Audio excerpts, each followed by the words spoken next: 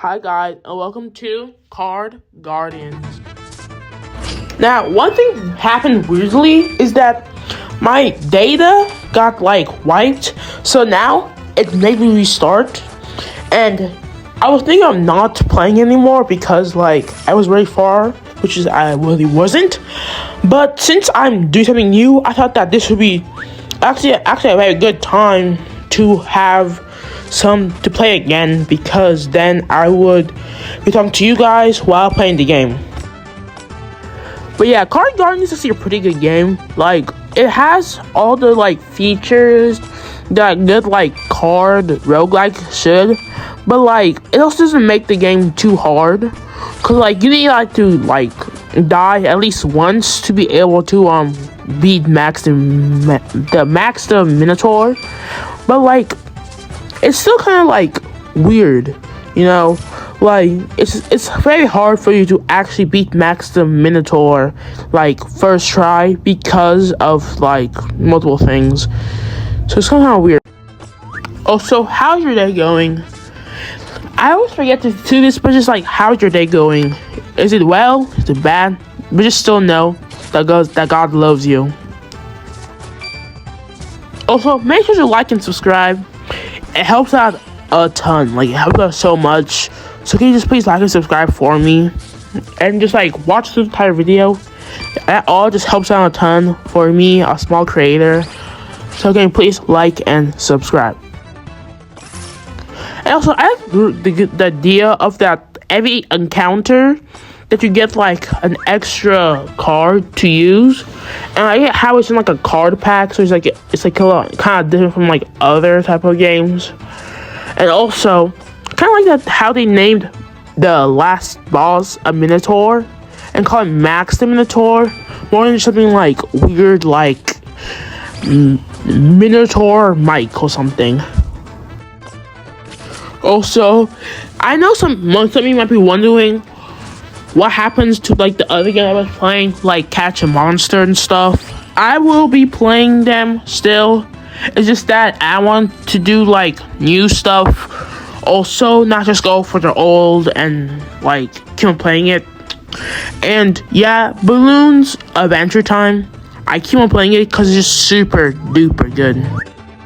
You know, it was actually kind of fun to see Balloons Cardstorm from a roguelike adventure DLC this game, because then it will be I know Strikers Adventure is one, but it's barely used and talked about and played. So this should be a longer version that is a lot more free stuff and paid stuff, but there's 100 battles and 30 of them is free, and the last 70 is paid.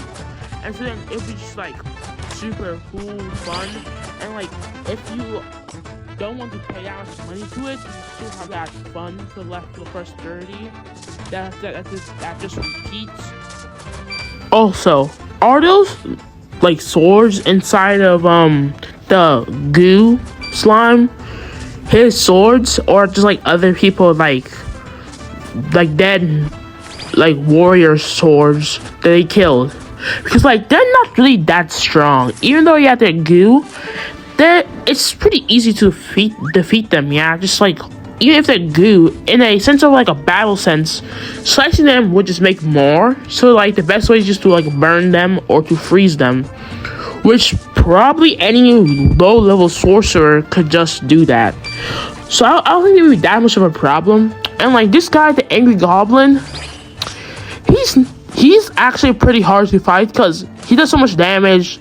He does 440 damage, or 500 damage in 2 turns, in the span of 2 turns, meaning that you always gotta block the first 2 turns. This is kind of hard. So I'm about to die right here, and it's you have to think about that. You can't just keep on fighting him. Yeah. You can see that I kind of skipped the gearing up part. I decided not to skip that part because I want you to see the game, not the gearing up part. So I'm stronger, and it's kind of weird. You get armor is different from defense, which is what's the real difference? Like, it's called armor, not defense. Like, it's used to defend and not armor. And armor, like, I don't know what armor does. Like, I think it protects you from damage, but like, it doesn't really do that. Like, if it was to take 100 damage, I would take 100 damage, not like 99 damage. So I don't really know what armor does. So if you know what it does, can you please comment down below. I also have a big like thing of like, why are your 3 starting guys a rat, goo, and goblin? Like, also, why is the rat so big? But it's like, those 3 sets just doesn't make sense. It should have been like a rat, goo, and like a lizard, something like that. Which makes more sense than a goblin, which is a bipedal creature that has intelligence, which would be way better than brainless goo and a rat. Also, why are the goblins holding drumsticks? It's like, why? What's the reason for them holding drumsticks? And like, what creatures do they actually eat? Like, is that like just mutated chicken or just like regular old chicken? Cause like, why would they just have drumsticks always on them? It's like, I don't know why the creator just thought that would be a smart idea. It is a smart idea. It's just that like, I never really thought that like that would be like the first thing to do. Like, if I was to do that, I wouldn't think of making the main goblin use drumsticks as their weapon. Yep. And like, also, like, do the brainless goo actually fight the goblins? Because they have drumsticks in them. So like, after a goblin dies, do they like absorb it and keep the drumsticks? Or is it like just a regular chicken that just go into their body? Because like, either way, that'd be kind of cool. But also, it's like, why are you working with them if they're the ones that have you inside of them? Even though it's like, not really. But also, that's so cool. It's like slimeless goo can do stuff like that. Like, become other people and use their powers. This rematch is gonna go my way this time, because now I know the trick. Even though like the next time I fight him, I don't use trick, I just try to kill him. And that's the biggest problem. You forget that they're gonna attack, so you gotta block. And so it's like, what? And then you just face them and you get clobbered. And like, that's also when I use the defense thing. I got armor, so I didn't get any defense. So it was like, I almost died. I didn't really almost, but like, close. And like, 53 armor sounds a lot when it's not, but also is a lot. Because like, 53 armor protects you from like rat damage, but doesn't protect you from any other damage. So they should make it like 70, even though it's still a low level. There are multiple reasons why it takes me a long time to choose a card. Like, yeah, I should go for attack, but there's so good like defensive attacking things. Like, if the enemy's about attack, I get like under action, which basically just means I basically just got defense and another turn to attack. And like, the biggest problem I have with those if your your ultimate attack is active, you get to attack multiple times. The biggest problem I have with that is that you have to wait 2 turns to use it. So it's kind of hard to use them effectively. Also, the mother rat is not actually that hard of a like boss, because the trick is just kill the mother rat first. Cause yeah, 40 damage is a lot, but it's not, cause I block it. So just putting 1 thing of defense can protect me from 2 defense. And yeah, I just lost my arm thing, but it's kind of hard to forget, and they don't give you a second chance. Also, in this thing, I just got blocked 2 times, and then I don't take any damage, which just shows how weak this boss is. So I think they should make this boss a little bit harder. Like make the rats that they summon do more damage. Also, like I said, the like punching frenzy is so hard to use because you gotta use it like right now, and it does a lot of damage, but it's so conditional. Now, if we were going to talk about what are good things that are not conditional, which I still like punching frenzy and Furious Kick, it's just that it's kind of conditional, so sometimes it's not good. That White Slash is kind of broken because at max it can do like 3 damage times. So it's always, but in the lowest, it's still just 1 hit. And when you do double, it becomes as good as Punching Frenzy. And, like, yeah, they're both conditional, but, like, it's less conditional. Because at the later rounds, they're most of the time going to be more than just one opponent. So it's way less conditional. Also, the chef, they should make the, thing for them, the defending, better, because like I think that every single time the chef is gonna attack when it's actually gonna defend. So I think like 400 damage is so crazy, but it's actually just 30, like it's actually just 40 defense, which sounds a lot, but like it's pretty easy to go past. And I keep on checking this because like sometimes it feels like the speed is slower when it's not, and so I just keep on checking it for no reason. Also, for the Archfort Defend, it shows him when he's in his like last leg and he has his shield. But and I like that like they did that. But also when they do like all the attacking ones, he's at his max.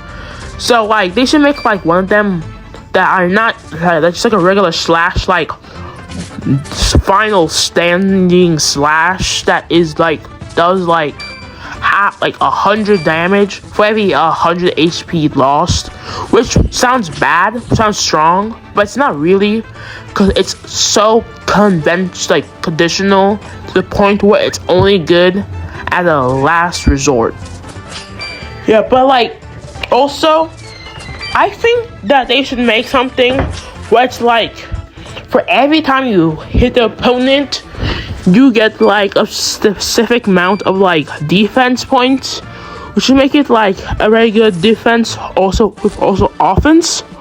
Or like for every 10 defense you have, that's how much attacks you will deal, but it also uses your defense.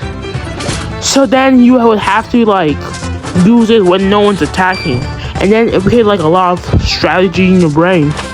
They should make like a thing that allows it to your defense to go through multiple rounds, because then you can like survive like a 200 damage way easier without having to place multiple defense cards for one turn. Then it'll make it way more easier to like battle like the big goblin guy. Also, this big goblin guy is actually pretty hard to defeat. Like, he's probably actually harder than, like, Max the Minotaur by himself without the 2 chefs, because of how much damage that he deals. But, like, Max the Minotaur with also the chefs is harder than it because it's 3 guys aside from 1. So I think he should, like, be, like, closer to the start so that you don't have to fight him. So you don't have to waste your heal, and more than just getting more power than having to waste your heal. Also, with Fury, when it says +1 Fury, it should give you 2 like bars of Fury, those 2 spheres, more than just like adding another number. Because then it'll take you 2 attack turns to get Fury more than 3 turns. Because then it'll make it way more easier to use like Punching Fury and Furious Kick in 1 turn, more than have to wait for 2 turns. But really, this chef guy is so hard to defeat. It's not even like he's hard, it's just that he has so much HP plus his defense, making it so that it takes a long time to defeat him.